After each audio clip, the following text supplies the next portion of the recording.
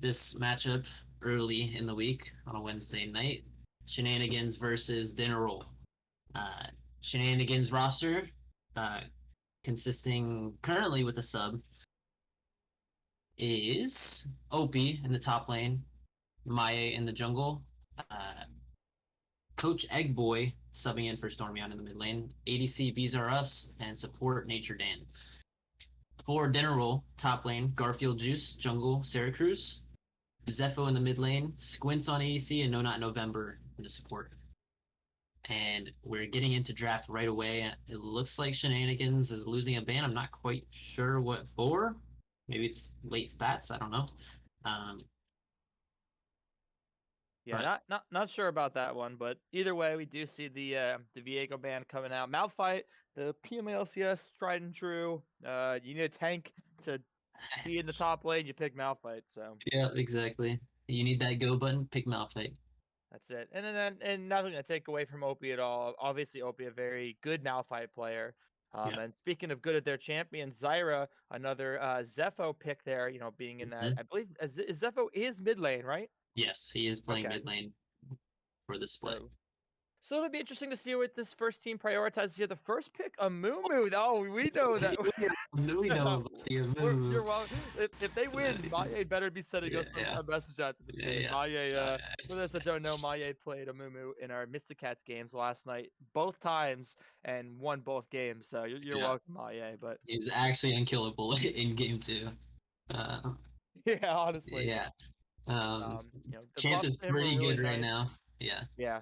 Honestly, he's like a pretty good dealing damage tank, but the double Qs are really effective, a lot more utility as we see the Shen blind pick coming out. Interesting that they opt to blind pick the top winner. Maybe, maybe they want to put some priority into something that can play relatively safe top, but kind of, prioritize protecting carries. We'll kind of see how it pans out. Yeah, I mean, Shen is a very good pick to go with, like that jungle powerhouse in Syracuse, who wants to always look for invades, always look for plays. So having that extra, buff to the uber aggressive jungler is always good. So they're just gonna blind pick it, but I do expect Opie to have a counter pick ready. Yeah, it's interesting that they blind picked their top and they blind picked their support with the jungler already being picked. It makes me wonder if Syracuse maybe doesn't feel like he has a definite answer for this Amumu, and he's kind of like, I'd rather see the rest of the team, because you're kind of putting yourself in a disadvantageous place by counterpicking 2 roles that arguably you would like to try to get counterpick in, as the Varus and Maokai coming out. I mean, honestly, I just had a thought. We know Syracuse likes to play unorthodox junglers. Maybe they flex Shen to the jungle, bring out the river Shen. Yeah, maybe the Shen could be a flex. That's honestly not a bad idea. But we'll kind of see. It'd be a little interesting. Yeah. I think Amumu would definitely beat Shen. So it might be something if they want to kind of bait it out. Hey, we're talking about flexes. We see the Trundle coming out. Oh yeah. Well, I think the flex is already kind of given away, as you picked top jungle and support already. So hey, have you ever seen a Trundle top jungle Shen? I've seen it's possible, but regardless, obviously the Trundle being a really good pick. 2 tanks already showing, so just knowing they can kind of get that counter engage, and we'll see what they opt to ban here. Probably some mid-focused bans a little bit. Oh wait, Hecarim? Okay. Wait a second. Maybe they think it's Maya or Mumu was picked. Possibly. Maybe they think Amumu is support. We saw Tambourine King play it support last week. I guess that is possible. TSM, but I don't really know about that one. But we do see the Katarina, so Shenanigans are really paying respect to Zepho in the mid lane, who we know that can pop off, especially on a pick like Katarina. And then they're gonna get rid of Squints' Ezreal. Also another pop off champion for Squints, his favorite at the moment. After his role swap. Yeah, I think Ezreal also pairing pretty well with Nami. Relatively does well with kind of the on-hit effects. Also just great in general at escaping hard CC. So really good bans there. We'll kind of see what they opt. The nice part is they don't have to, I was about to say they don't have to blind pick, and picking the Xayah. Good disengage for the Amumu Maokai, but I don't know. I feel like Varus and the Xayah is actually not too bad. Yeah, I think it's a little rough for Xayah, because you can't dodge everything, and that's the whole point of Zaya is that you dodge, the main, engage, uh, and you're able to spit out damage because you avoided that instant threat. But with Amumu, Maokai, Varus, and then especially Wukong, they have so much like secondary and tertiary engage. It makes it hard for Zaya to actually like play the game. Um, Yeah, it's kind of interesting. They're doubling down on their initiation kind of wombo combo CC, mhm. which does most likely mean the Maokai is support, and that is going to be a Seraphine mid. But that is one wombo combo team fight. Oh But I yeah, mean, it kind of does make the Zaya pick look a little bit better. But the problem is, you don't think the rest of the team has a lot to deal with it, right? Like if they're engaging on a Nami, or even if they're engaging on a Trundle, it's a little hard for them to peel back. But yeah, we'll see. We'll exactly. see how they ran. I think this mid pick could definitely make a big difference. We'll see what Zepho is going to bring out here. Um, it's Yeah, definitely going to it's be it's hard to counterpick Seraphine and want to disengage too. You know what I a mean? Victor. Okay, going for just a handshaking the mid lane, kind of farming up, scaling. Yeah, honestly, I'm not. I honestly I'm okay with it. I think Yeah, you get a little bit of utility in the slow. You get your slow. You get some movement speed. I think it's similar to the sense of Nami, and like I'm a little bit worried that the engage of like Wukong, Maokai, and Mumu will be a little bit too much for Victor. But I think like you said, you're kind of just accepting that the lane's going to be even and kind of just hoping for the late game scaling. yeah. I definitely do think, Shenanigans, like you said, has that wombo combo comp. So the late game fights are going to be very difficult for Dinner Roll here. But Yeah. um, I think this comp that Dinner Roll has made thrives in the mid game skirmishes where you're like even early game skirmishes where you have Trundle and then Trundle plus Victor is so hard to play against because Trundle Yeah. Pillar is such a huge slow. You just drop the Victor gravity field on top of that, and it's like they just can't move. Yeah, it's Um, pretty. It's like good gank assist, especially into an immobile mid laner like Seraphine. yeah, Um, exactly. so and I tend to agree with you, but I do feel like Shenanigans. They have that obvious go button in their team fights, but I don't necessarily think they have the most scaling in the world. Trundle, Hmm. Zaya, kind of for the most part outscales. Victor outscales. So it will be interesting to see kind of how they play these team fights. But I Yeah, do think if they are able to get on that Nami, it's going to be really hard for him to be able to live. yeah, especially if Varus is going the poke build instead of on hit, which at this point it's pretty much only poke build for Varus, the lethality build. Um, so I feel like they are a bit lacking in damage, but I assume a Seraphine is going to be going AP. And Wukong does a decent amount of, or not decent, he does a lot of damage if he gets ahead. Um, Kind of useless if he falls behind, but you're playing into um, maybe a Shen. Syracuse picked the Shen. I don't know. I look. What did I tell? I think you might just be doing it to meme on us a little bit. While I don't necessarily think it's a bad idea, I don't think Jungle Shen is honestly very good. No, Um, I definitely feel like you just put Shen top lane against the Wukong, yeah, and he's gonna fall behind, but that's not that again, doesn't matter to Shen. I'd like to be happily proven wrong, but you think Amumu just has better clear than Shen does. Can Mhm. kind of just initiate a little bit better than he does. It's you would think that, especially with the first pick of Mumu, that their counter pick in the jungle would be something they could get a little bit more priority out of. Yeah, and I think with when you have a Trundle on your team, I think that kind of an obvious counter to a Mumu, Right. um, it would just be better off in the jungle where you can match the Amumu's gank paths and counter engage on those. But we'll see if they swap last second. We don't know yet. Yeah, I think a certain Sarah Chris might be watching the stream. Might have hidden to us a little bit on our pick ban It's or our possible. It's prediction. So possible. Uh, but but like you were saying before, I do think a lot of this is going to come down to those mid-fight skirmishes and where these junglers put the priority. Because if you are able to get a champion like Trundle ahead, it's going to be almost impossible for Shenanigans to come into it. Because although Varus can do damage, Varus Seraphine is really not a lot of damage. yeah. So if you get a Fed Trundle, kind of reducing your tank's effectiveness and being able to frontline through all the Varus Seraphine damage, it's going to be really tough.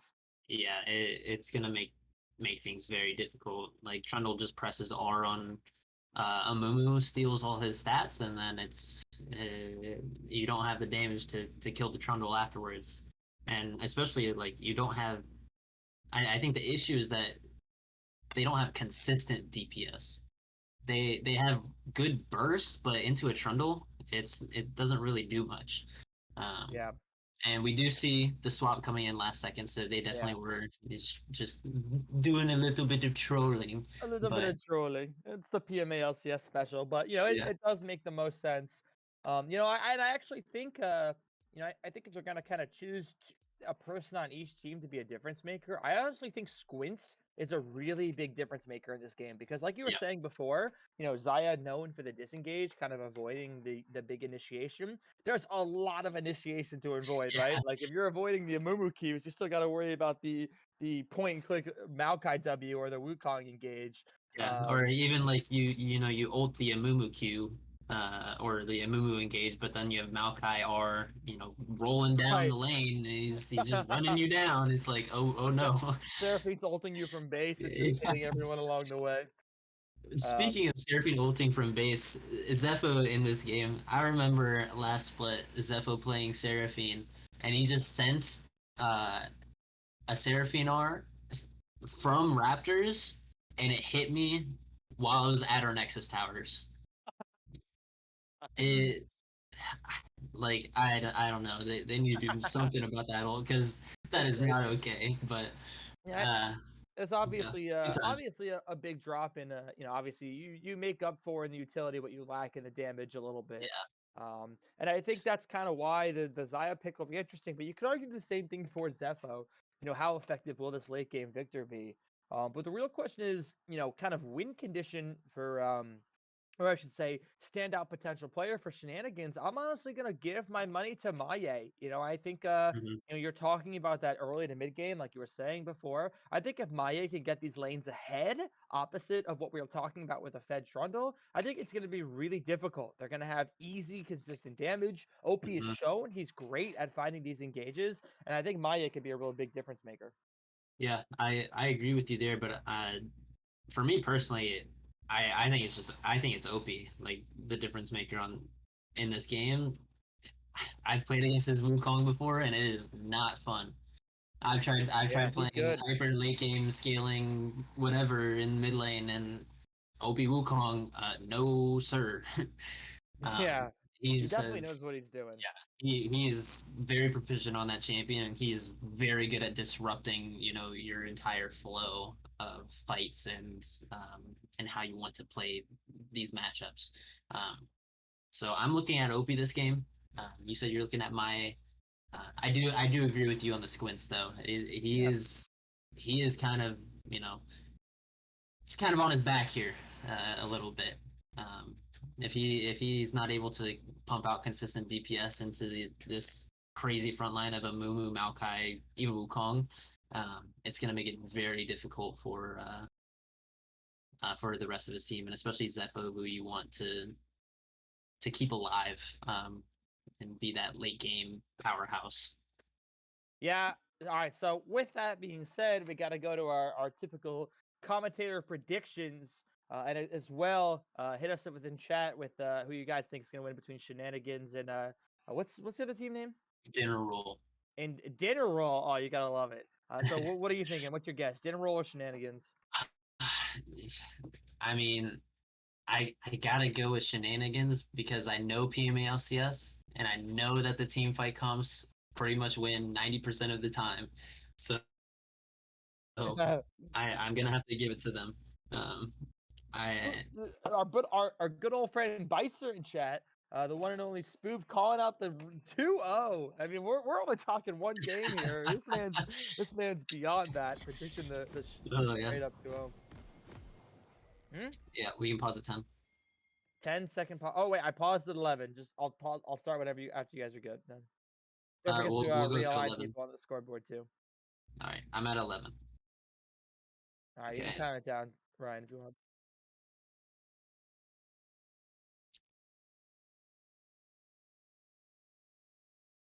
All right, so those see both teams lining up here. Let's see if we do see any engages. I wouldn't necessarily say either team has a relatively strong level 1, but definitely some potential for some cheesiness if they wanted to. Okay, Varus is trolling, still in base, um, but nothing's going to come of it. It's just 2 5 points standard start, especially when both teams don't really have the greatest level 1. Although, actually, I do think Shenanigans has a decent level 1. They could definitely look for a pick, but they're just going to play it safe here, kind of feel it out. Um, don't want to get too crazy right off the bat. Yeah, I think both teams recognizing as well, like they don't necessarily have that strong engage for a level 1 fight, so they're kind of like, we'll just chill, be patient, kind of wait for our opportunity, and go from Mhm. there. Yeah. Look, all I'm saying is Maokai Flash W into Seraphine double E. I don't know. That sounds like a kill to me, but 1, 16, 18, 17. 19, 20. Yeah. Okay, so it looks like both junglers going to be starting red here, but Maya's going to get the stronger leash from his bot lane. Ben, not the greatest leash ever.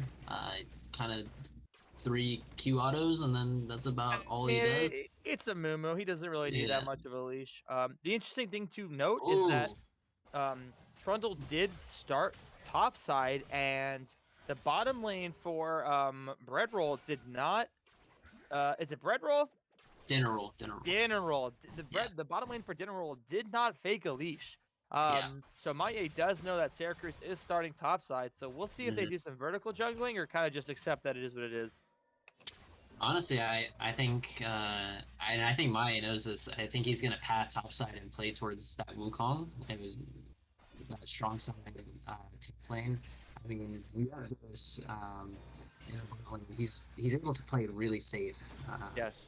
With his E being good disengage early on, and then also post level 6 with the R, it's kind of hard to engage on him.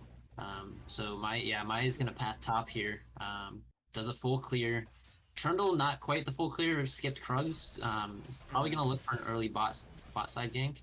Um, Yeah, I think Shen also wins the 1v1 against Wukong for the most part, and I think kind of what you were saying before, like Opie is a pretty big difference maker. So that if they can yeah, get an early kill on him, kind of put him ahead, put him in a good place, it's going to be really good for Shenanigans. yeah. And right now we see Garfield Juice shoving in Opie. So it is a kind of a prime position for Maya to gank here, and I already No see him ward. pathing top. I Yeah, already there's no see him ward pathing top. top. He's roaming in for the gank. Here it is. Opie's going to go in, trying to bait it. He gets taunted. The Q is going to land on the Garfield Juice. He's going to get taken really low. Flashing away. He actually makes it to the bush. He might be able to make a sneaky. Oh, the flash from Maye. Going to finish this kill off for himself.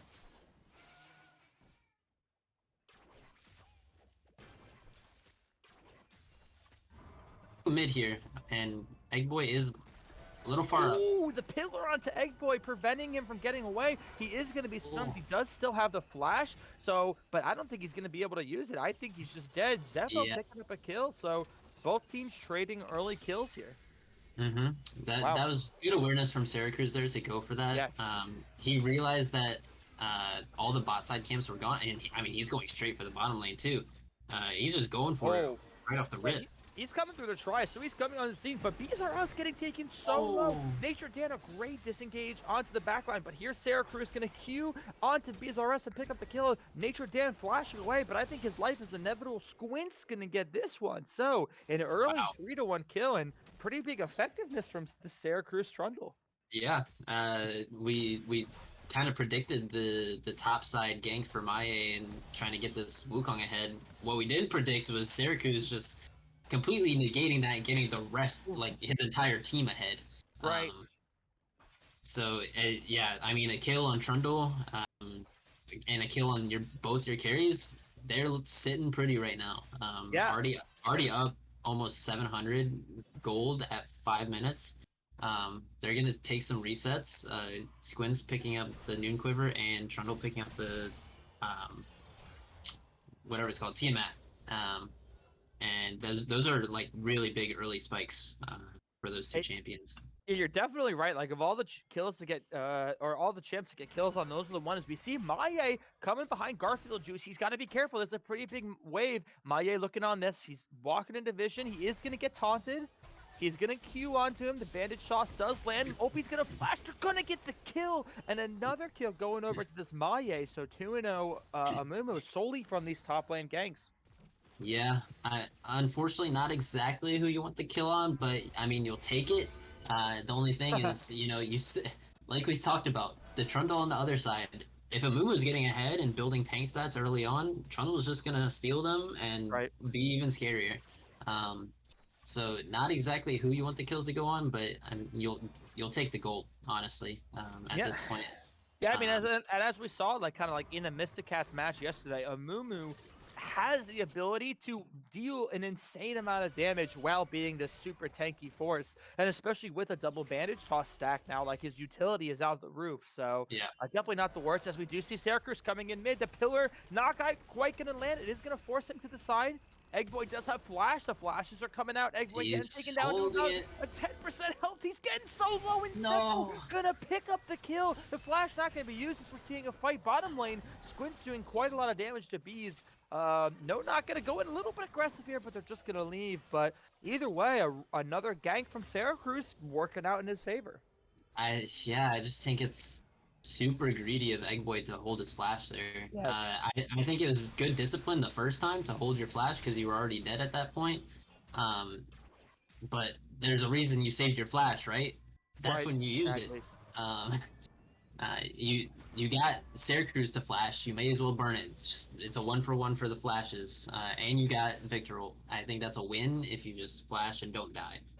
But unfortunately now Victor has 2 kills, and he's scaling up quick.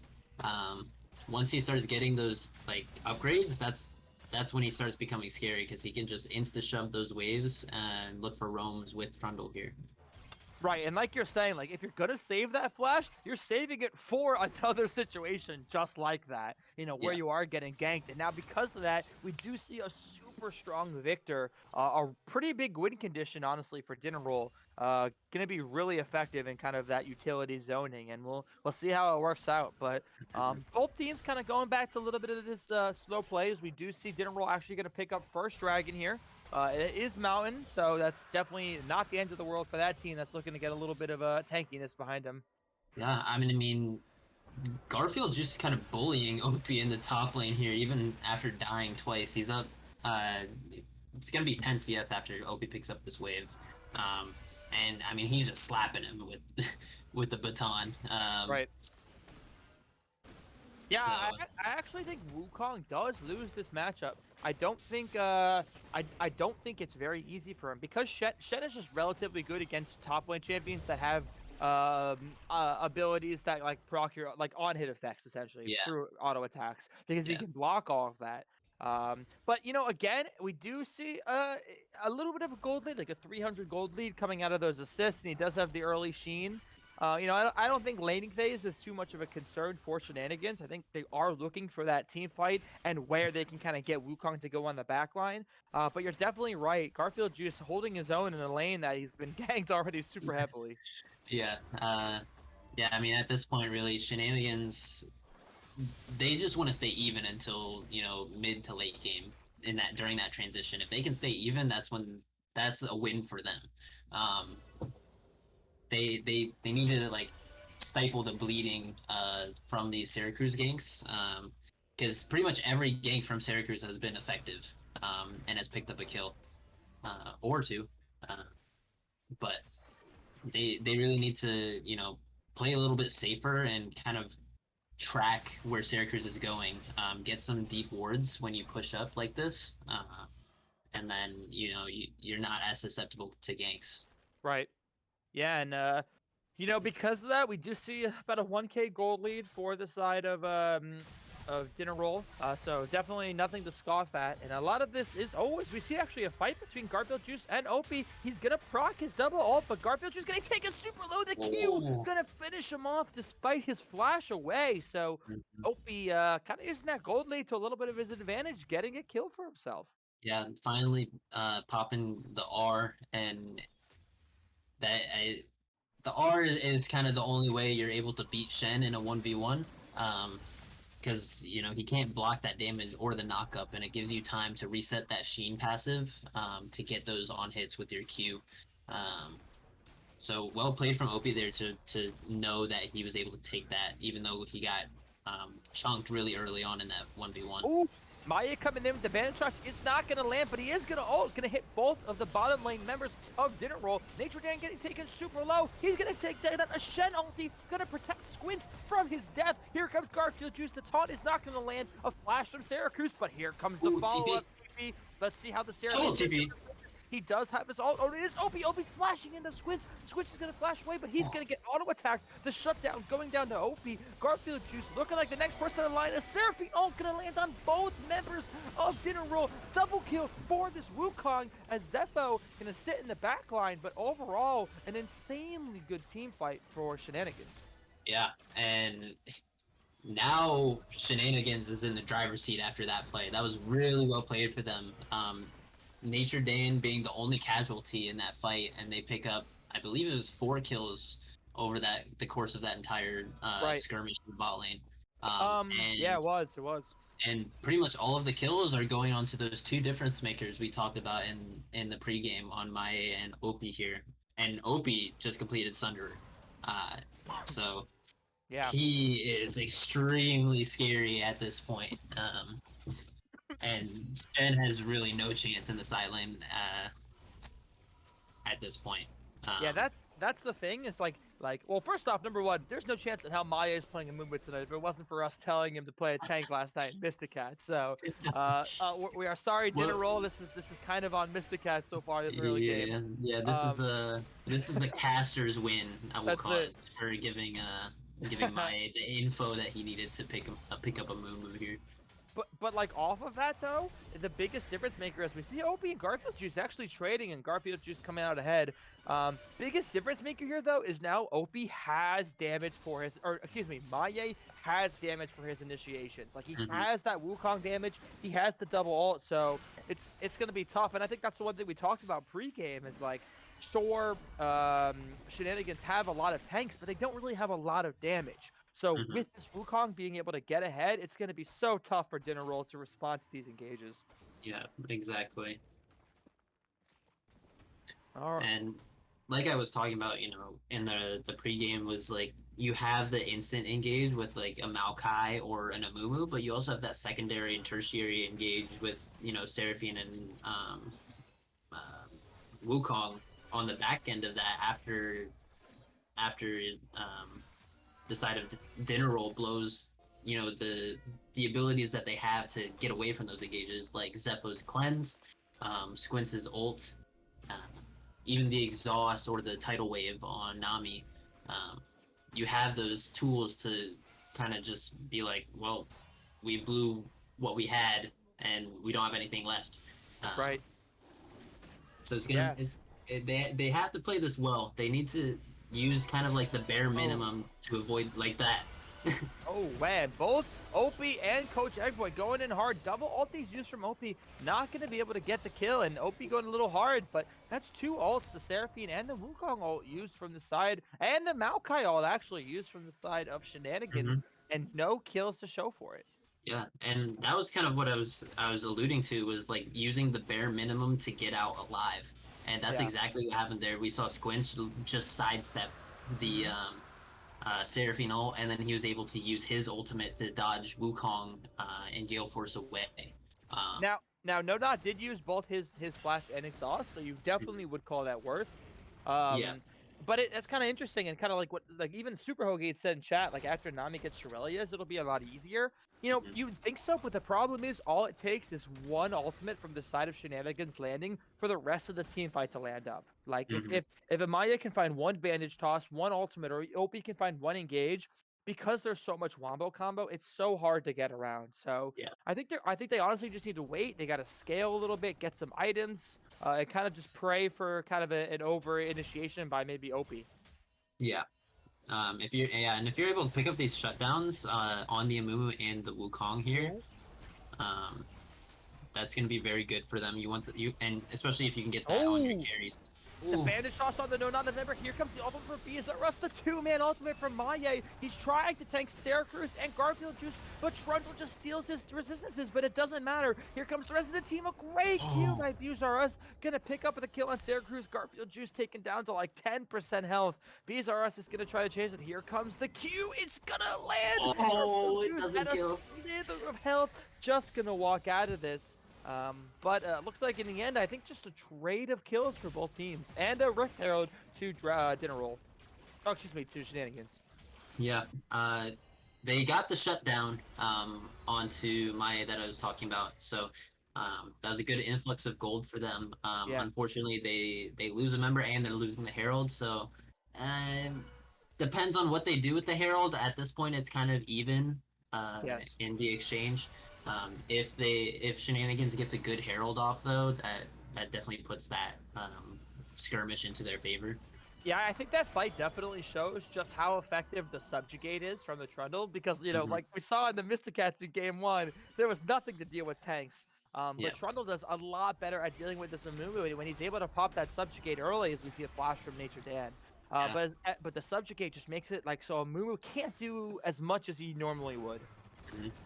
And we're gonna see Opie TP to the bot lane. I think he just wants to kill off this tower, get a little more influx of gold for himself.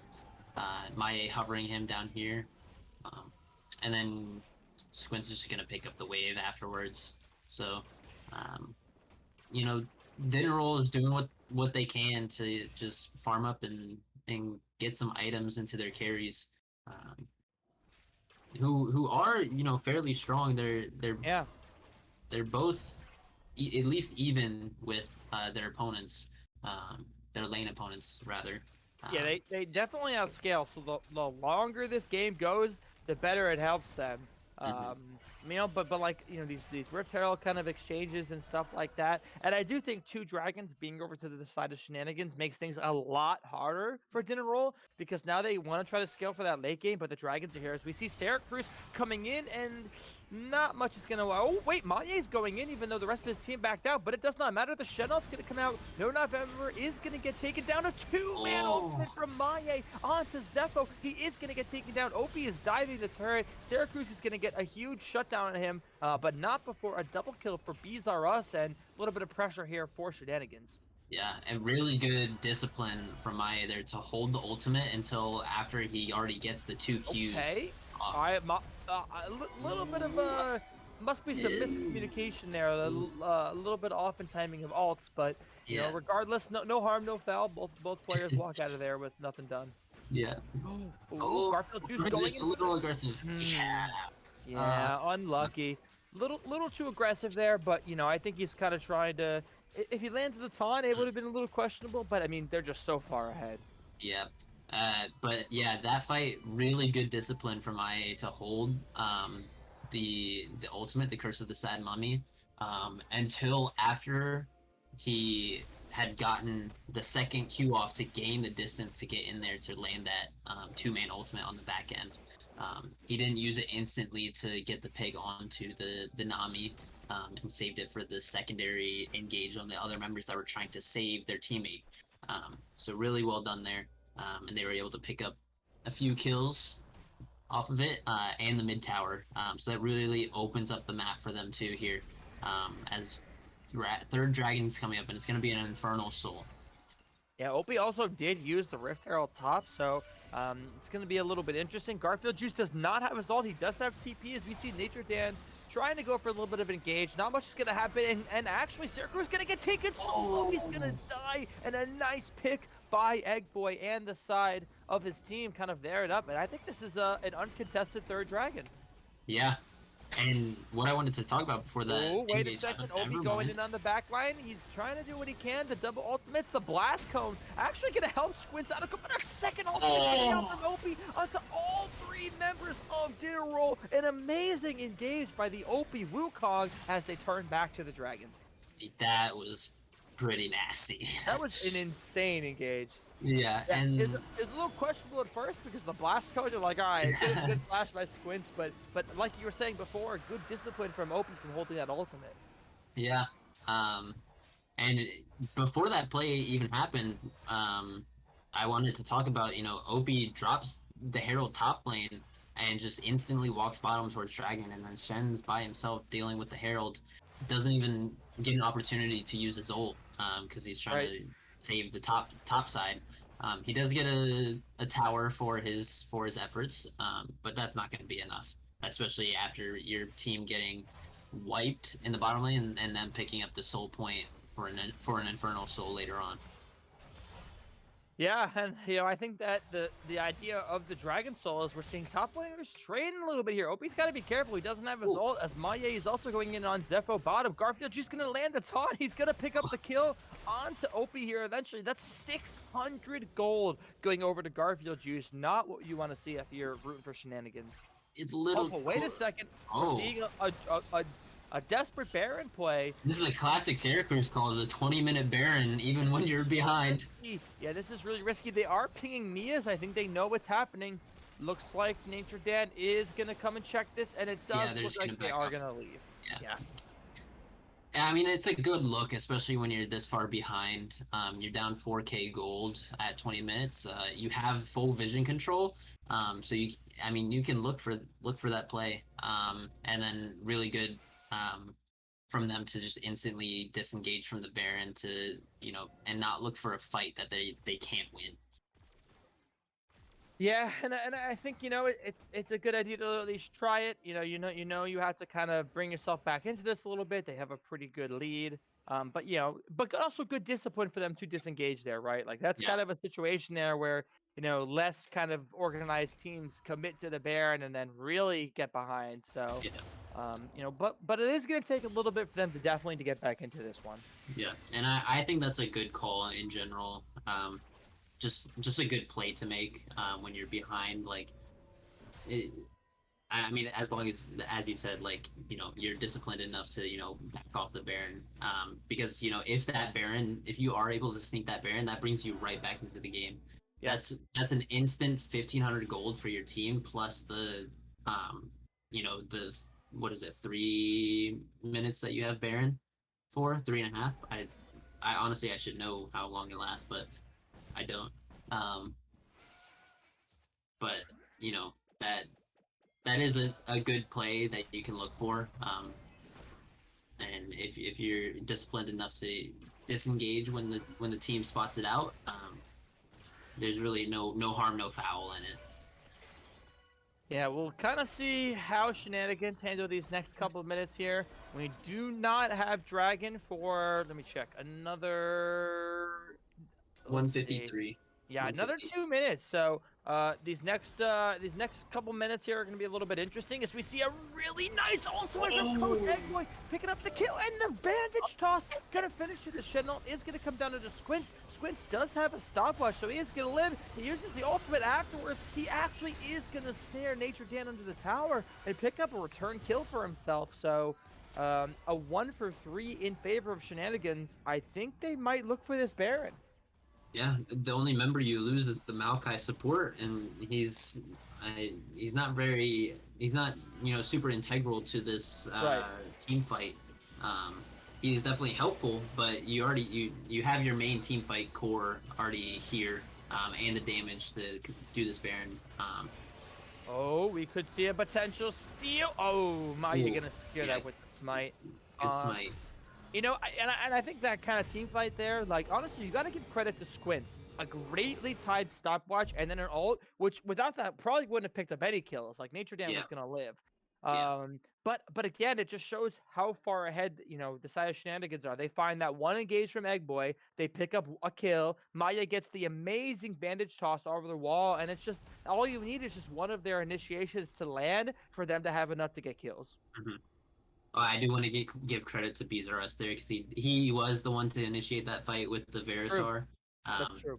Secondary engage from Eggboy, but it was just a great look overall from the two of them.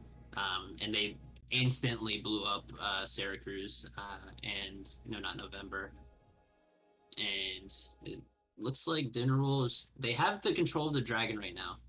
Really good on them to get the early control on this river.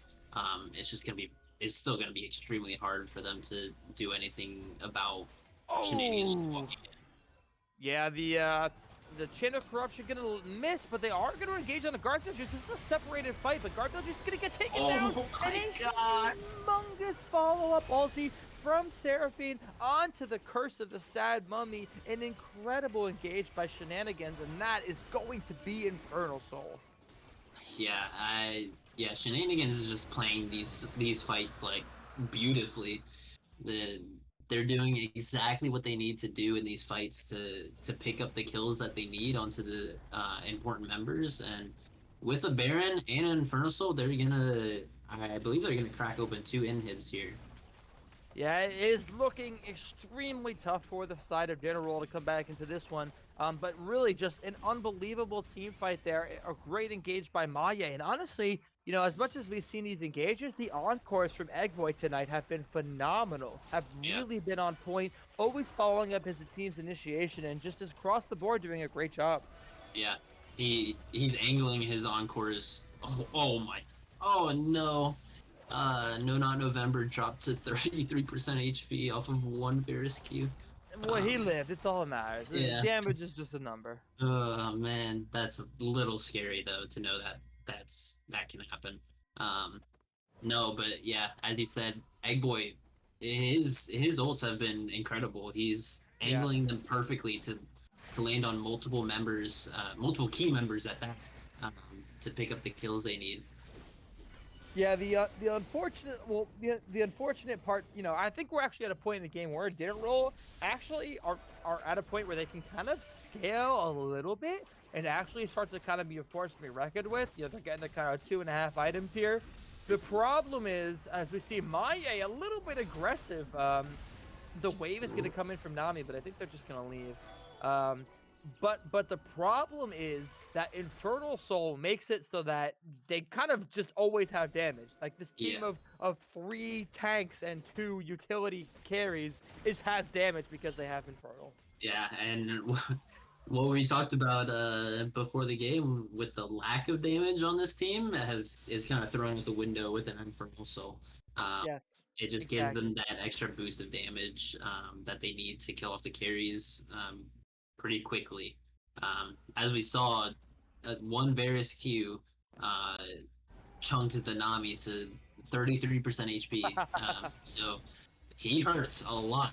Um, Yeah, they're kind of just gonna walk into the base here and take the inhibs without contest.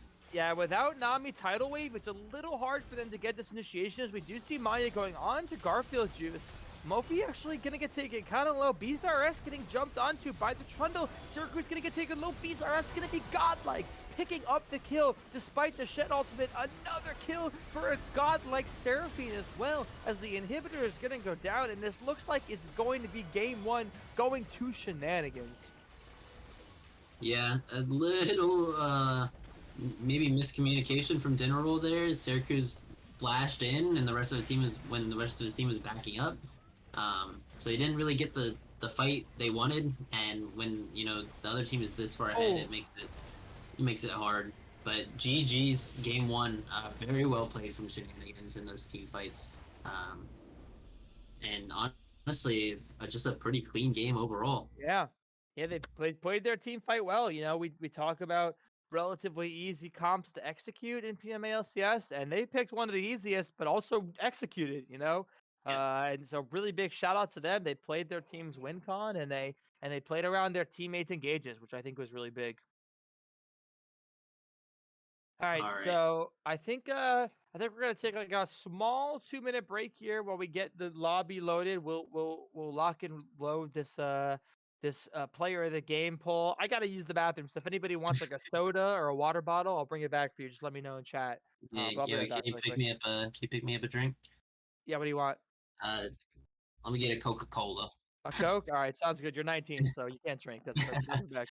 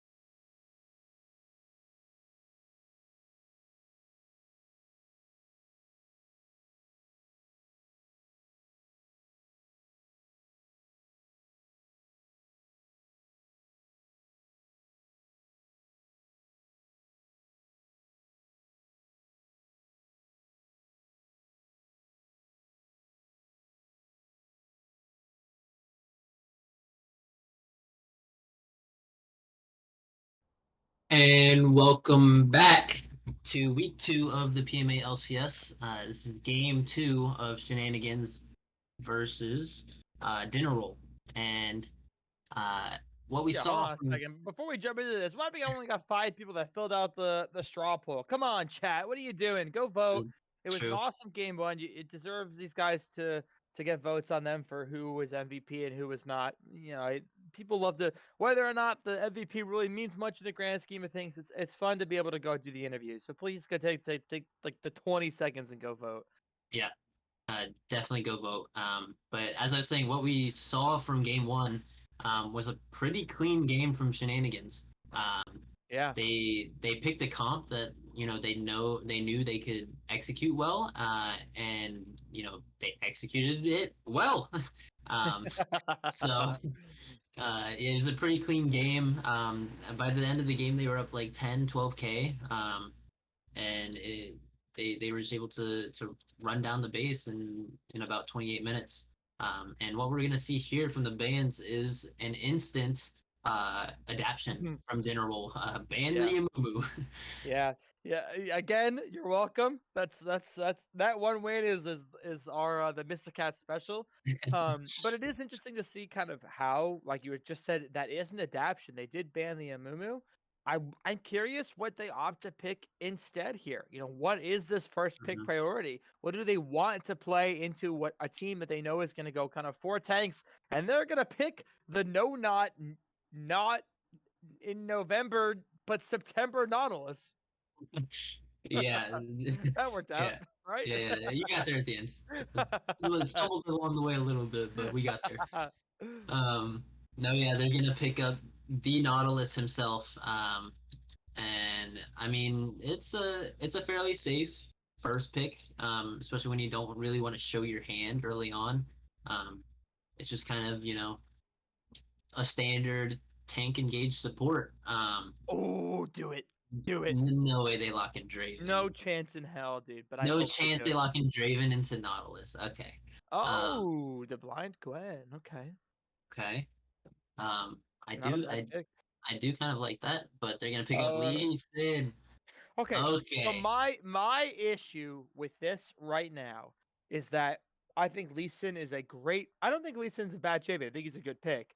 Yeah. However, by picking Lee Sin at Trundle at the same time, you're just getting rid of all of your surprise flexibility. Yeah. Like they both know they're on the table. They both know you have decent disengage, but it does not matter. Dinner Roll gonna rock the Ash and the hard engaged Fiddlesticks, and they're like, I don't care if you got disengaged. We're coming hmm at you. Yeah. Um, yeah, like you said, they Shenanigans did kind of just they gave themselves a flex option and then instantly like showed their hand. Like they just pulled double aces and then they were like, yeah, I got double aces.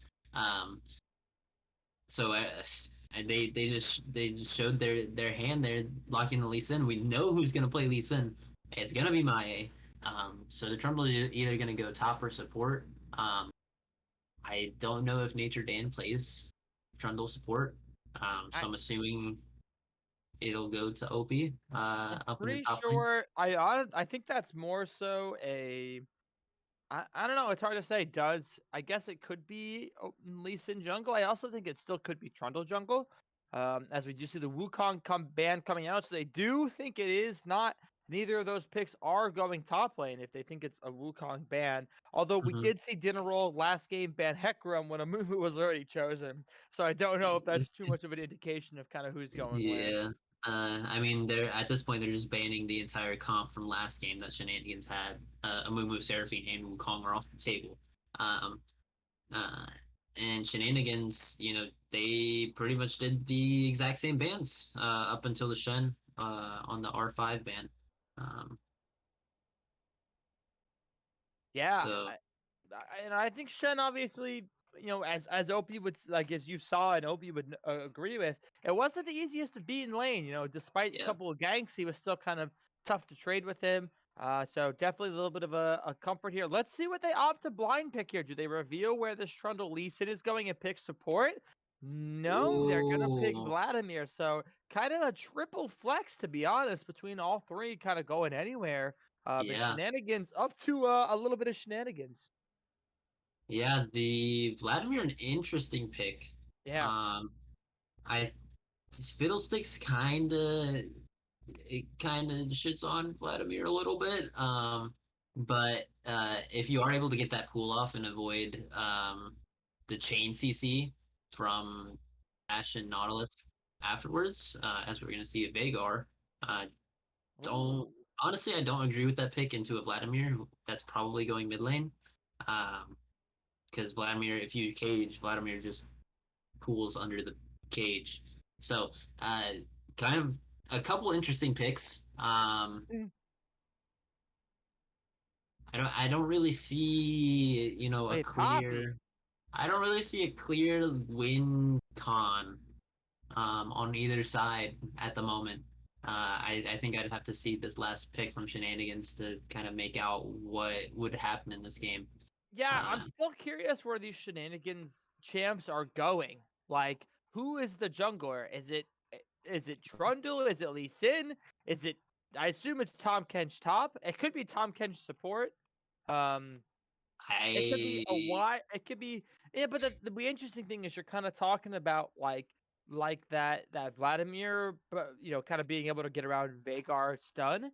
The Poppy is like, who is the Poppy trying to counter? Like Lee Sin, Lee I Sin, I guess. guess. But that's the thing is I like you're playing Poppy into Trundle, and Trundle has no gap close. So he's just gonna steal your resistances and then just run at you and kill you.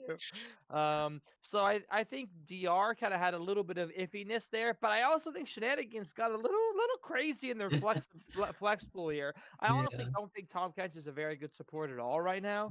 I think no. he's like he can do okay, but I don't think it's worth picking. So I'm kind of curious to see like where they even go. Yeah. I, Somebody already bet 25K. Oh no, that was last game. Excuse me. Never mind. uh, wait, who wins game one? Okay. That Who was wins game last game. two? I was about to say Okay, okay. someone just was like, "All right, 25K. I'm throwing it in." No, but I, my assumption is that TK is going top, Mr. Thomas Kenchington, in the top lane. Uh, and then That's Trundle will real. be support. I think no matter what, Maya is going to be playing Lee Sin. I don't think you have any other Lee Sin players on your team. Who do you think is? Maya will play Lee Sin. Um, Yeah, unless Obi plays Maye him at was the like top lane. Maye can only play tanks for so many games. He played move twice in Mysticats yesterday, and even then he was like, "Oh God, I can't handle this." And then today he plays one more, and he's like, "I gotta go Lee Sin." He said, Um, I got it into a little bit." but No, that's the thing. I don't think I think obviously that Poppy does well in Lee Sin. Honestly, the team comp of Dinnerroll actually does relatively well into Lee Sin. yeah, However, they do not do well into Varus or Vladimir. yeah, I think they picked well for the Lee Sin, but the Varys Vladimir is definitely going to be an issue as Yeah. they don't really have a way to get onto the back line without Fiddlesticks flanks. So as long as Shenanigans is warding properly for the Fiddlesticks, like you should anyways, um, it's gonna be hard to get onto this Varus. Because if you have the Trundle and the TK just standing in front of him, he's going to be blocking all of that CC that's coming in from the Ash Arrow or the Nautilus Hook Yeah. or Poppy trying to run in and Exactly. slam you. Um, and then Vladimir is able to just do his own thing. He's And he's like gonna Vladimir, that's the thing. Is like they I guess they fourth picked Vladimir, so they had two picks to react into it. But yeah they fourth picked Vladimir and they picked Vagar into it, who, like you said, Vladimir is like kind of a counter to Vagar, the fact that yeah he can go through it. And they picked Poppy, so it's like this Vagar is really could potentially be a big difference maker. yeah. Um, and Coach Eggboy piloting the Vladimir, we know he can pop off. We Yes. know he can be a hard carry. We'll see how he plays the laning phase and if he plays the matchup correctly. In order to scale to that point where you're just one-shotting the entire enemy team come 30 minutes. But yeah, I think you know Shenanigans, they trolled the first 2 picks a little bit by picking Lee Sin, but they brought it back with the Varys and the Vladimir. And then I think Dinner Roll kind of trolled the latter half of the draft. I don't know which is worse, but uh, yeah, they're gonna finish up champ select here, and like we did last game, I want to talk about kind of the key difference makers in this one. Go ahead. Let's hear your thoughts. Uh, I mean, I've already talked about it a little bit. I think Coach Eggboy is definitely going to be the prime difference maker for Shenanigans come this match. Um, he needs to put his carry pants on and pop off, because otherwise, if the Vladimir isn't really able to do anything and isn't able to avoid the CC properly, um, he's gonna have a bad time. Because once Vladimir gets locked down, it's hard to play the game. Yes. Um, and you want to be able to survive those fights as long as possible. That's the whole point of Vladimir with the sustain, with his ultimate, and get to that point where you're dealing big damage in the late game team fights. And as far as for Dinner Roll goes,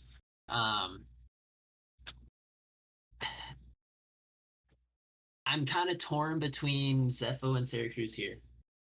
I think I kind of want to make my difference maker Zepho because if he's able to, if he's able to pull through the laning phase into a counter matchup, he's going to be a problem. But I think Syracuse is gonna be that first difference maker as we've called it. Needs to find the flanks. And we know he loves fiddlesticks. He loves playing that champion, especially into me. He likes tilting me with it, and just perma fearing me whenever I'm playing a carry. So, I'm looking at Syracuse here to find those flanks and onto the Varys, onto that back line, and then take over the game. Yeah, I would agree, and I think for me, obviously I agree with the Eggboy being the difference maker. I think for me, Zepho is distinctly the difference maker, mainly because he picked this Vhagar into Vladimir. He Yeah. said, yeah, I know you're going Vladimir, and this is what I want to play into it, and this is what I think would be good against your team. And I do also think, I closed the pick ban. Let me see if I can find it. I do also think that Syracuse did counterpick. But I do think the mid is counterpick is a little bit more effective, especially when you and I have both been talking about how effective we think Vlad is into Vhagar. Mhm. Zepho's like, I don't care. This is the pick I want, and I think this is what it's going to be most effective. I mean, outside of laning phase, I think the Vhagar is a really good counter to everything Shenanigan, like all the other champions on Shenanigans, because all Trundle, Lee Sin, and Tom Ken should do is run at you. But see, that's kind of the funny part is like even coming from the first game, like Shenanigans picked this like wombo combo. We're all going in at the same time comp to game 2 where they're just playing like who the hell knows who's going in. You're just praying that Bees R Us lands a good ultimate. But the Vhagar does well into the engage, but I actually think Shenanigans kind of has a little bit of a disengagey kind of like play to your own win conditions, so to speak. Yeah, it's kind of like a fend for yourself Right. type comp. Exactly. Throw you to the wolves. Yeah, just right. Just hold, you can kind of Nautilus fiddlesticks, right? Yeah, you got that right. Beast, you're good. You're good back there. We're going in. Now, with that being said, though, who do you think takes home the dub? uh, yeah, honestly, I don't even know how to make a prediction with these comps, man. I think it's just a shot in the dark. I'm just gonna say Shenanigans because they won the first game and they have the momentum. That's fair. Yeah, I think I'm gonna put my money on a dinner roll. I don't know. I'm a little sus on this Nature Dan Trundle support. I don't think Trundle support is very good, to be honest with you. It does okay in the Nautilus, and I just think we talk about ease of entry. I think Ash Fiddlesticks Vhagar is pretty damn easy. Yeah. Nautilus and no not getting his main character. We'll kind of see how this pans out. But I think the Trundle support's going to be a little bit tougher for Nature Dan to navigate comparatively to that Maokai he had at game one, which was kind of a little bit easier. Yeah, and I mean we do have Squints on utility carry, which I think Yes. is kind of more of his specialty in this role. I think he's really good at those utility ADCs like Xayah, like Ashe. Yes, I agree. So I think he's going to be very good at finding the correct picks with his ultimate, forcing flashes out of people, forcing key cooldowns out of people, and yeah, we're gonna do a classic You guys, 10 hold on. second Let me toss. see something though. Don't pause though. Let me see something. Ready? I'm gonna start counting, and if we're lined up, we'll just keep going. Because I'm convinced that everybody is at the same time for the most part. It's just people with bad computers. So I'll start counting when it starts. When it Yeah, eventually starts in like an yeah. hour. Because it takes, God, I mean, Ryan I'm just Gage, sitting at man. zero All right, zero. 1, 2, 3, I'm there. 4. Are we all good? All Yeah, right, let's rock with it, boys. we got rid of the pause. We We got broke the rid of the pause. curse. I'm convinced most people are at that time, except those with like potatoes for computers. Yeah, I mean, that's honestly true.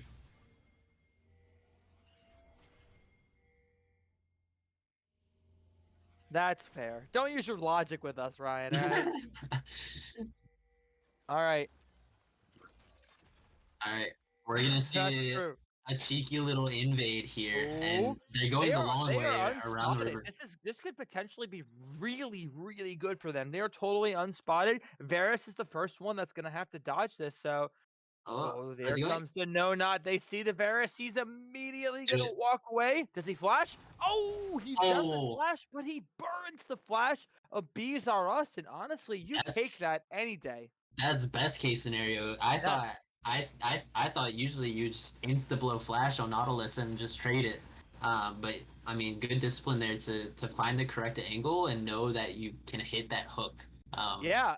Yeah, I would agree. And the fact that both of us were like, "Damn, he's got a flash for this," and he was like, "No, I don't. Like, this is me."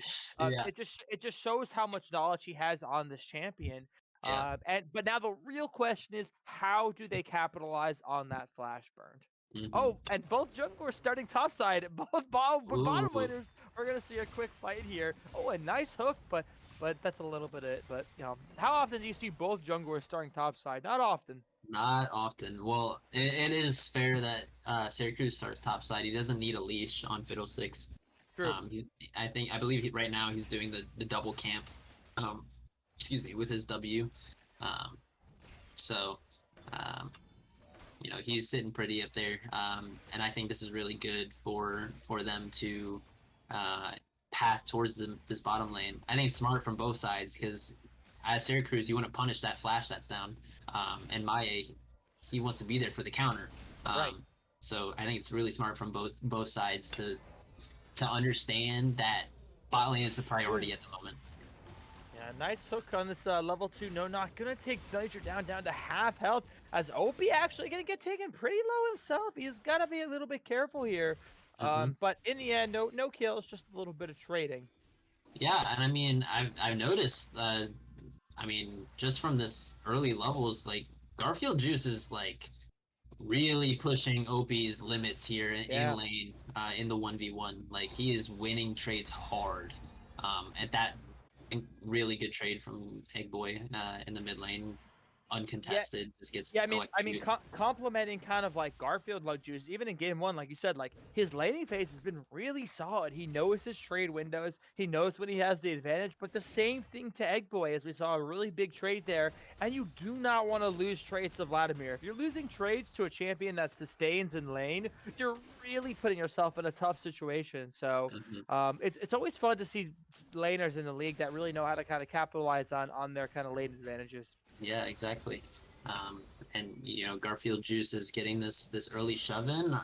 I would like for him to maybe take a quick reset while he can, but he's just gonna walk down in the river, not do anything, and kind of hold his dick in his hand for a little bit. Yeah, it But does kind of depend on like what item he's going. Like I do believe he's got like about a thousand gold, give or take, like 1.1. So like if he's going Sunderer, he could back and get an early Sheen. But I think he just thinks that he's got the pretty good lead top. He still has 2 of his corrupting potions left compared to OP's 1. So he's like, Mhm. I might as well just take my odds. Plus, he actually knows that what's it called? That Maye is bottom side. Maybe he knows because he started top side for his first camp. Yeah.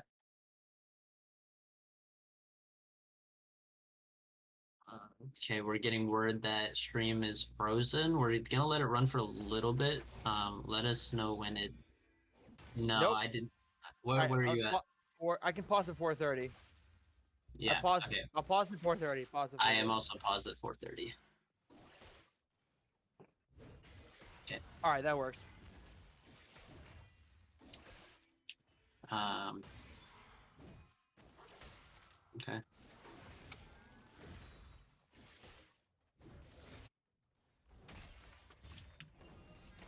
There we go. All right, we should all be back in line. Oh, yeah, I think we are good. We just saw No Nod Hook gonna slightly miss onto Bees R Us, and both gonna walk out of this. But we don't really see, obviously, I mean, there's been no kills so far, but a little bit of a gold lead to the side of Dinner Roll as we see that laning advantage coming in. Hope he's going to get this initiation on the Garfield juice. He's going to get taken pretty low, but he has to be careful. There's a pretty big wave there as both top players going to get super low. The flash from OP, he's going to kill a minion. So unlucky as automatic camera's going to take us to the bottom lane. OP's trying to return the kill, but who the hell knows what's going on because the camera doesn't want us to know. Garfield juice, OP with the shield. Is it going to be enough? Garfield juice flashing away into the both top laners so low. The Q, the first blood auto attack going to the Tom Kench OP, and first blood in his favor. Oh, what an intense battle! Oh, that was the duel of the ages. That was a duel of the ages. I would agree. Oh man, that thing lasted for like 30 seconds. That was fun to watch. Yeah, you gotta appreciate both top laners like committing to flashing into the bushes to get rid of vision. Like that was awesome. Yeah. And then OP ultimately coming out on top. Oh, wow, really good pillar actually. The ignite coming out from Nature Dan not gonna lead to anything. But no, not getting the hook, having to burn the flash to escape under tower range. As Garfield Juice a little bit farther up, the Q is going to land from OP. The ultimate from Garfield Juice. Can Maye get enough damage to kill him? He is going to get the slow. He is 2 levels below him. He has to be careful. Garfield Juice is actually going to take Maye really low. He is going to force the flash out. But this does mean I believe a dragon for Dinner Roll. Yeah, it's going to be mostly uncontested. Oh, OP looking for a re-engage. And he has level 6 if he gets the 3rd stack. Oh, he's got it. He is going to use the ult. He's going to eat him, trying to pull him back. Garfield Joe's half out. Then he's going to get taken down. A kill for OP 2-0. Tom Kench in this top lane, and really well played in the matchup. Yeah, and that's the power of Tom Kench in the laning phase, especially at level 6 when you can just get the 3 stacks on the enemy and then eat them. And it makes it really difficult to play against, because once you get hit by 1 Q, it's kind of like you're in a tough situation. You need to use some sort of mobility to dodge or get out of there. So really well played from OP, knowing that he was able to take that fight with Garfield Juice's ult down, and he picks up his 2nd kill of the game, and this Tom Kench is gonna be pretty scary.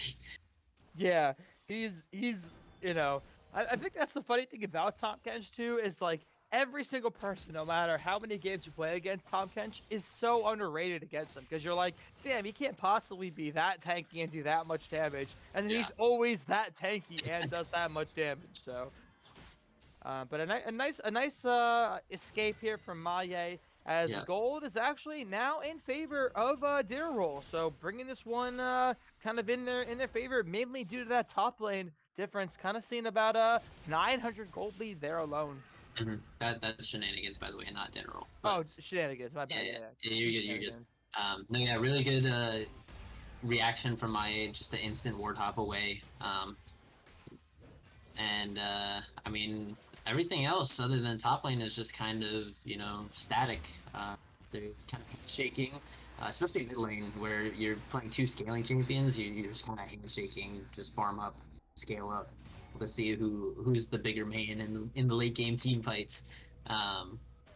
And then both bot lanes looking for engages a little bit back and forth, but nothing's really come of it yet.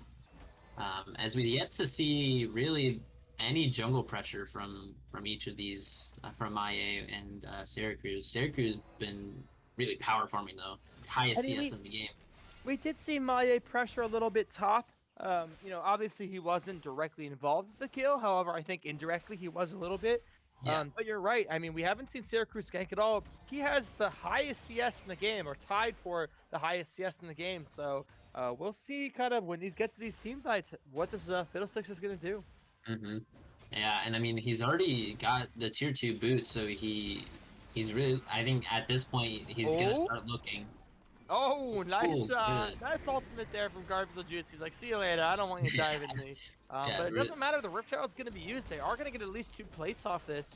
And pretty effective in their favor. They might still opt to dive. It's a little risky. The tower's doing a lot of damage. So yeah, it's really hard, especially with the minions in the way of Lee Sin. Right.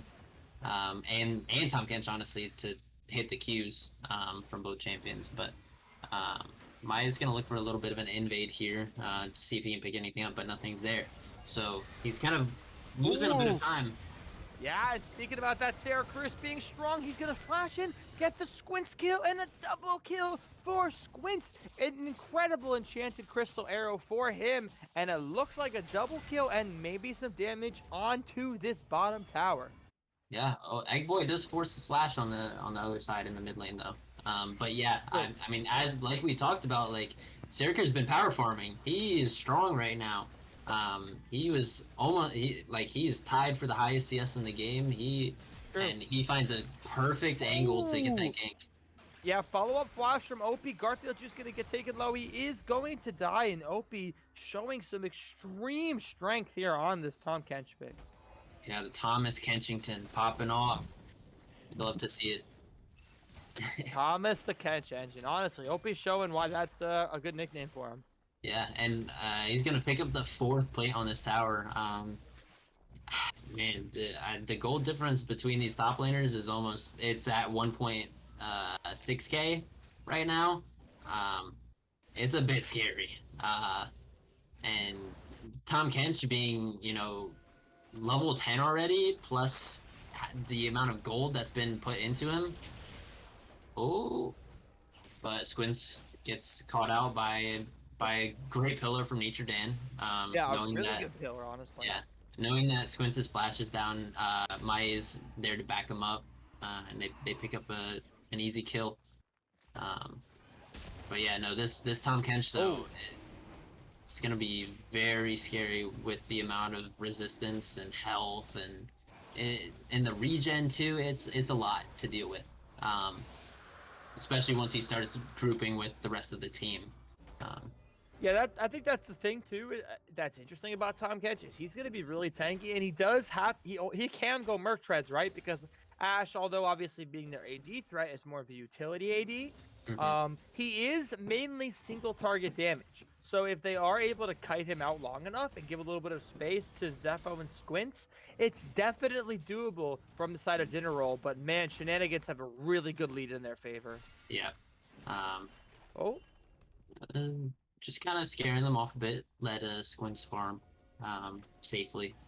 So, and I mean, Squints did pick up 2 kills earlier on, so he's no slouch right now. He's working towards that shield bow. Probably gonna go the shield bow Wit's End build. I think I kind of have mixed feelings about the build. It's a really good mid game power spike, really good 2-item power spike. But just come late game, your damage is so lacking. It makes it really difficult. But you do have that backup in the permascaling Veigar to kind of be that late game assurance for you. Yeah, and I actually think it'll be interesting to see how they play around this Veigar, as we do see an enchanted Crystal Arrow gonna come down onto the Varus. He's going to get taken down. The TP is going to come in. Syracuse Oh. is very deep. I think he's just trying to sacrifice himself at this point. Opie actually going to get the stun onto No Not November. He's getting taken to a bad health. Squints is running the opposite way of where he needs to be going. This is And so disastrous for their team as Opie's just going to eat him up. Nom, nom, nom. Spit him back out. And Opie on a rampage. An incredible TP from this catch. Yeah, it's healing up to full HP in the middle of that fight. It was kind of sad watching Squints trying to auto the Tom Kench, doing like negative damage. It was gonna take years for Squints to pick up that kill. Yeah, let me see him dive. Oh, wait a second. This dive is a little iffy. They got to be careful. Actually, they played that relatively well in the end, but it does look like first tower is going to go in there, or not first tower, I should say first tower in the bottom lane is going to go in their favor. And a pretty commanding lead, honestly, at 14 minutes here for Shenanigans. Yeah, little over 3K at this point. And really good reaction from the regank in the bot side from Dinner Roll. The good good reaction for Shenanigans there to counter that gank. They did lose the Varus, but they were able. Maya was down there for the counter gank as well as like you said, the OB's TP to come down and clean up the rest of that fight. And we saw a really good kick flash from Maya onto Syracuse to get him in under tower. So really well done from this side of Shenanigans to turn what was ultimately going to be another 2 free kills for Dinner Roll if nothing was done about it. Yeah, and I think at this point, as we're gonna see Zepho going in, trying to escape, I should say, pretty hard from this Eggblade. Eggblade just gonna dash out of this, but we do see the effectiveness of that Vlad so far. But I think at this point, honestly, you're kind of preying on your Zepho to carry, right? Like, Tom Kench is going to be huge. It's going to be tough for Ash to do anything.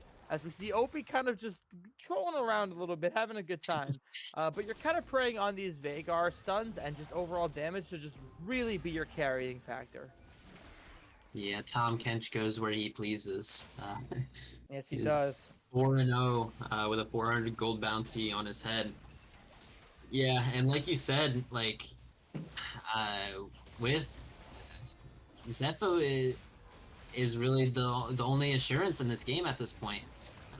Ash isn't going to do any damage to Tom Kench, especially going the shield bow Wit's End build. And that was kind of my issue for what I was speaking of earlier on. You just lack so much damage later on. You're never going to get through this Tom Kench. Oh. All right, pause at 16:47. Yep, I am there. Hey, let us know when you're there, Ryan. We are paused. All right, here we go. As they see a crazy fight, Pillar gonna knock 3 members into the team. Maya going in with a huge engage as we're seeing a massive team fight gonna break out. Looks like people are going down left and right. Maya gonna kick Garfield Juice out of the fight as it does look like Shenanigans takes an insane lead in Ace for them with 0 dead, an incredible team fight, and a second dragon in their favor. Dude, wow, that was incredible from Nature Dan, to be honest. The Pillar just like stuck them into that pixel brush, and they were unable to escape the engage that was inevitably coming from the rest of Shenanigans. And he lived with like 10 HP. He popped the locket at the perfect time to be able to walk out of there safely. Yes, that was really well done from Nature Dan, and obviously the rest of Shenanigans to make that a clean ace and pick up the 3rd dragon of the game. Yeah, honestly, that was a really well played team fight, but I think a lot of that team fight honestly came down to the fact of just being so far ahead right now in gold. Like, they obviously have an item advantage. Opie was pretty much just untouched in that entire team fight. and just as a whole, really doing a great job. And that second dragon, especially being a cloud dragon, helps them so much. Yeah, yeah, and yeah, as you said, it was kind of just at that point a gold diff for Shenanigans, because for a second it looked like that Dinner Roll was able to win that fight. Like Syracuse was drain tanking like 4 members, and then Zepho was pumping out damage, but ultimately that item advantage and that gold plus XP lead was just too much for them to overcome, and Shenanigans is able to pick up that team fight win, and now about 6K ahead at 18 minutes, and it's gonna be an uphill battle for Dinner Roll for sure. Yeah, honestly, I said this Veigar's kind of their win condition. Honestly, at this point, it's just going to be really tough. Their win condition is kind of preying on Maye inting a little bit, as it looks like he just might. Nautilus Ash Arrow going to come through. Maye gets taken low. The Guardian, wait a second, he goes in. He flashes out and escapes. An initiation by Syracuse is not going to do much. Coach Eggboy doing his shit ton of damage. We're going to see Opie coming in on the back line. The baby case from Veigar coming out. He is not going to matter, as another hugely one-team fight for Shenanigans. Oh, they're looking for a re-engage as well. Yeah, they're trying to do what they can. They do pick up No Nod November. This game is looking a little doomed. I'm not going to lie. Honestly, I thought Maye was dead for sure, but he kind of just said, no way, no chance. I'm outie. Yeah, the Gore Drinker coming in, healing him back up to about 700, 800 HP, is able to live through that. And they're trying to walk it out, but slows on autos. We'll see. No, yeah, they're just going to walk it out. And honestly, I want to give a shout out to Nature Dan this game, because we were a little skeptical on the Trundle support pick for him. Didn't really know if he had played that pick before, but he has shown that he knows what he's doing. He's had some really good pillars. He's had some really good disengages, especially in lane. And then like that, the team fight around Dragon, he had a really insane pillar, was able to live with like no HP. And then there in that last the second re-engage in the bottom lane, he put the pillar in front of the Nautilus so he couldn't hook away. He kind of just hooked the pillar and was stuck in place. So Nature Dan's been doing his thing this game. So shout out to him. Yeah, and for the most part, he's either used his subjugate on this Nautilus or this Poppy, and it's a lot easier to use that when there's only 2 tanks. Big shout out to him. The pillars have honestly been pretty effective. They're just in the middle of team fights, one way or the other. Yeah. But we will see kind of how these 2 teams scale out. I really do think it's going to be tough. Shenanigans have so much pressure right now, not just including how fed Tom Kench is, but I mean, look at this mid lane, 4-0 Vladimir with 10 stacks on this Maji's already. Yeah, and he's working towards that Cosmic Drive. He only needs about 300 more gold to pick it up. So he's just going to farm the side lane for a little bit longer. He's going to get that second item for himself, and he's going to be really scary. Yeah, it's 4-0-5, 550 gold bounty.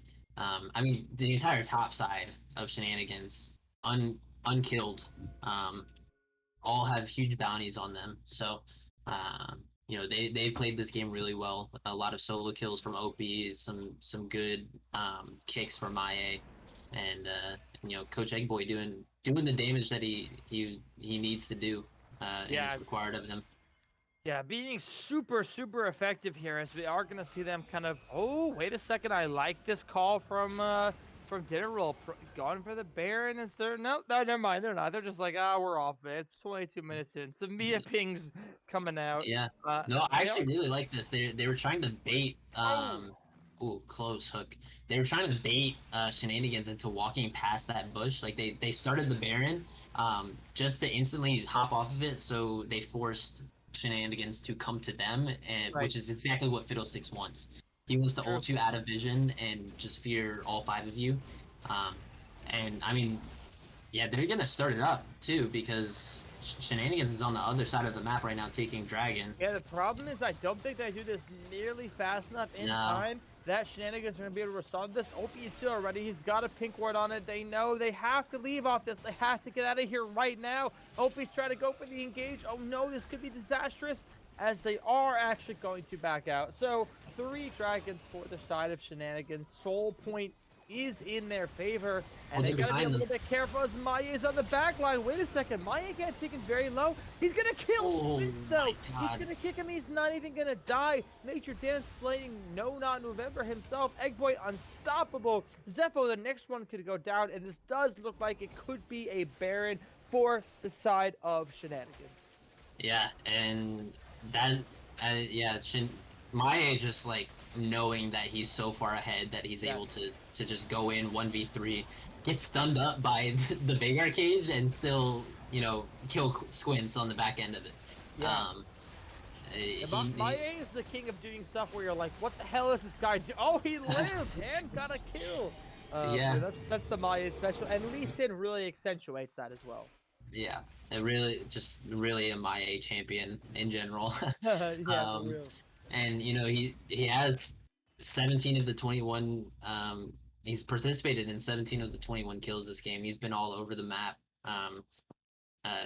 Is there when his team needs him.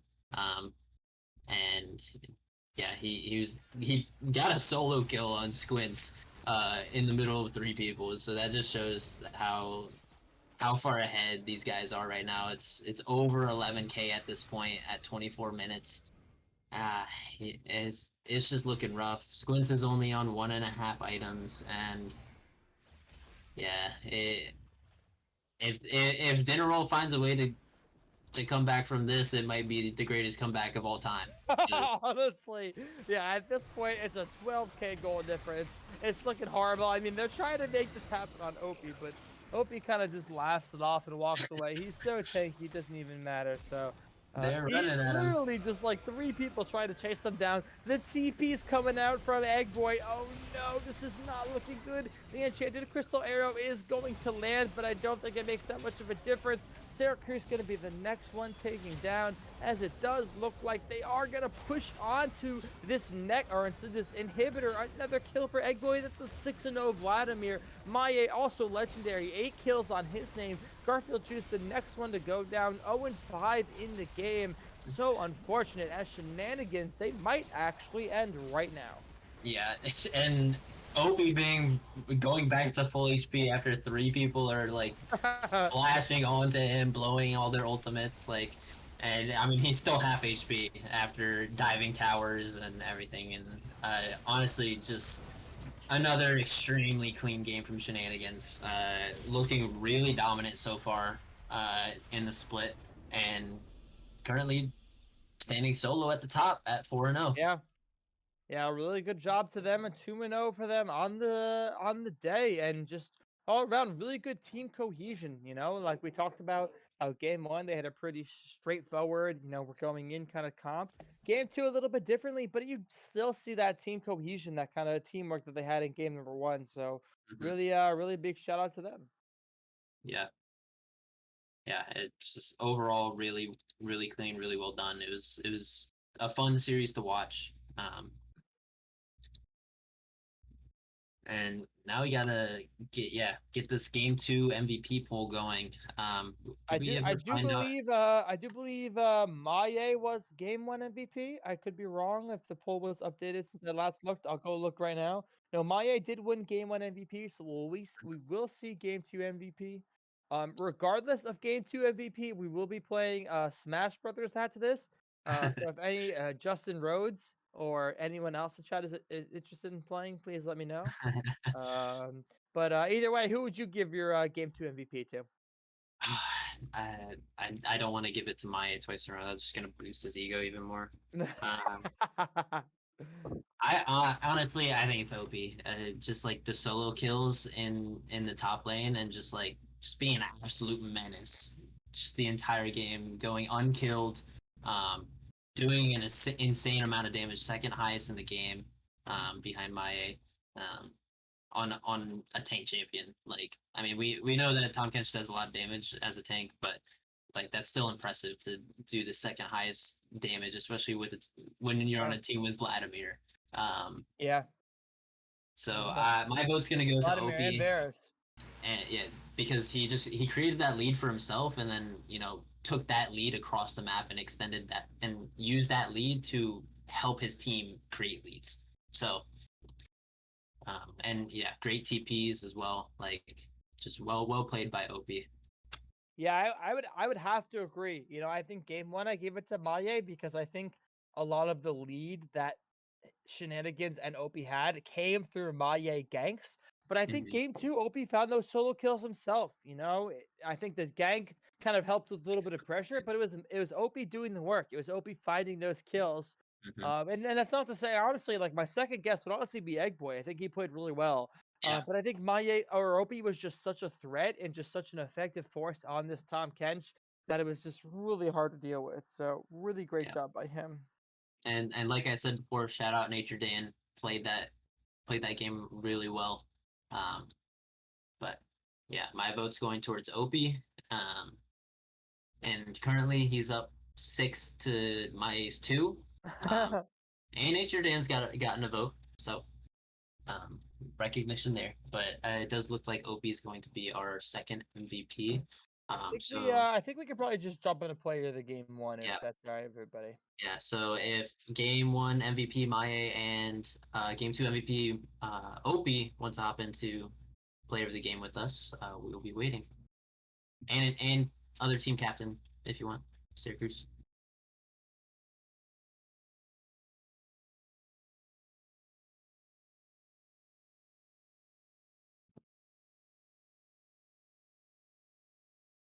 We got a Syracuse. Me. Where are the? There they are. All right, cool. All right, so we've got the two game MVPs and dinner roll captain Syracuse. First off, congratulations to you, Maya, and OP on the 2-0 victory. Thank Kind of give me a rundown of. I want to start like with your thoughts coming into this week as you're going up against another 2-0 team and what your plans were coming in to kind of deal with that.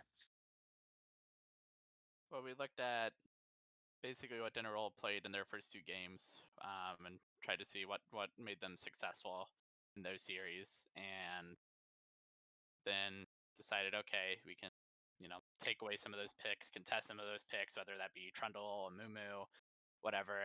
And so that's why I think draft both games it went pretty well. We had some concerns, especially like game 1. There was some concerns with, oh, do we have enough damage? But I think it definitely worked out, especially since we got there was enough damage. Yeah. Yeah. We got He was the like, Infernal Tom Soul. Kench, do you want to do that? I don't think we have enough damage. Yeah, that was something we had talked about in the pregame during draft. Was like, there's a little bit of a lack of damage, but you guys got blessed with Infernal Soul in game 1. It's got to make up for that. And yeah, and we're gonna take credit for that Amumu. Me and Greg take credit for that Amumu for the Mystic Cats last night. Mystic There's Cats no way in boys. how I would have played it tonight if I didn't play it in Cats last night, because that was literally last night was my first time playing Amumu in like 3 months. Yeah. So. Yeah, and I want to get Syracuse involved a little bit. Unfortunately, you fell 0-2 to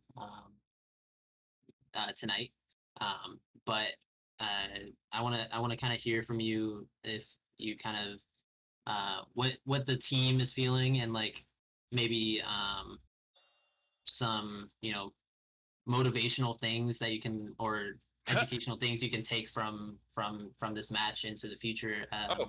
As you guys do look like a pretty strong team overall, especially after the week 1 performance. Definitely think you guys can make a comeback after this series. Oh yeah, got a lot of good information. It's at the end of the day, we just need to make playoffs, and then that's when the wins and losses truly matter in playoffs. So this is just good information, trying out different things and figuring stuff out. Definitely got to work on our mid game transition. Mhm. Because I think that's where both games came undone for us, because we were in pretty great shape for our win cons in both games until that 15-ish minute mark. Yeah. Yeah, and going off that, I kind of want to hear how, how you feel like because there was a lot of questions from people I won't name about your team's cohesion coming into the split, and I just kind of want to hear how you guys are all faring.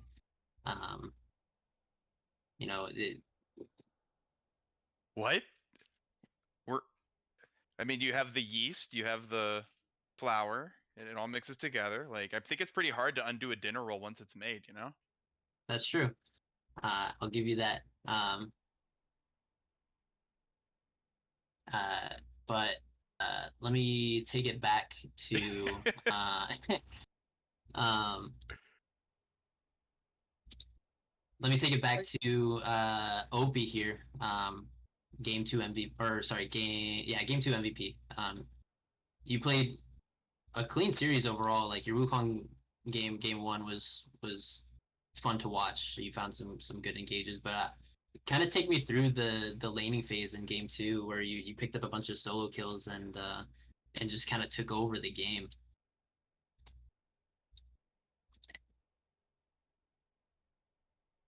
Opie. Wise words from Michael Opich as usual. Like, plugged. My bad. Probably for the best. But it was just like Tom Kench is broken, so I was like, oh, going into a Poppy, it's a tanky matchup, so may as well just make use of the shield and everything else in that, and that level, that Yeah, the first bad, fight. where I was like at 10 health at the end. Oh, after that, I was like, all right, it's over now. Tom Yeah, Kench me- gets a little bit of an item advantage, and Yeah. this champion's broken. So Yeah, me and Greg were like screaming during that fight. It was very That's entertaining to crazy. watch. but yeah, I mean, props to Juice Man. Yeah, there was. That first game, he was very he was putting the hurt down in lane, and I Yeah. got a little over cocky and got solo killed. So, props to him on a great laning phase. Yeah, no, we had definitely talked about that. Like Garfield just very strong showing, especially in the 1v1 yeah. lane phase. So yeah, Dinner Roll definitely has some strong things or strengths to work off of. Oh yeah, I will say, in the like, future.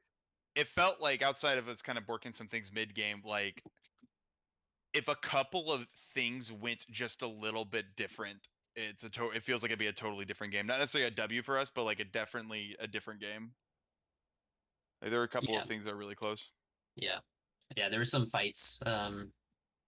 Especially in like game 2, there was the one dragon fight where you guys had played it really well. It was just like the item advantage at that point was a little, or the gold advantage at that point was a little too much for you guys to overcome. So definitely working on that. And I got to give a shout out to Nature Dan playing the Trundle.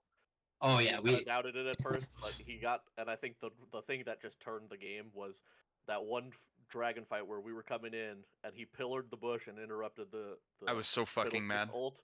That was, I feel like that was quite literally the game turning point where everything still could have gone either way. Oh, I gave my praises to Nature Dan in the middle of that game, especially right after that fight and the one right after it too. I gave my praises to him. He definitely played an insane Trundle game in game 2, and a solid game 1. So shout out to the last pick in the draft. He's showing his stuff. Proven himself. Yeah. Greg, you have any questions for these guys?